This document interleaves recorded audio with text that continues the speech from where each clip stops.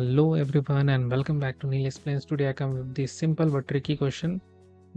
Those who have already solved this question, go in the comment and write your answer.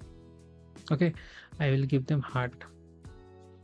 So first, write PEMDAS because we will solve with the PEMDAS. So what we get?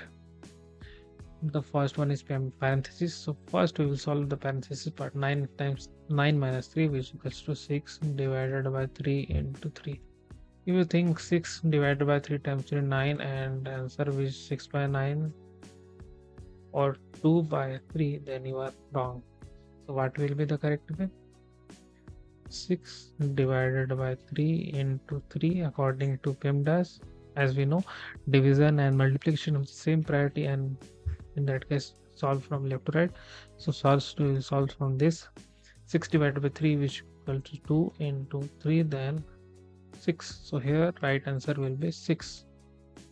And if you want more math question like this, then subscribe our channel. Thanks for watching.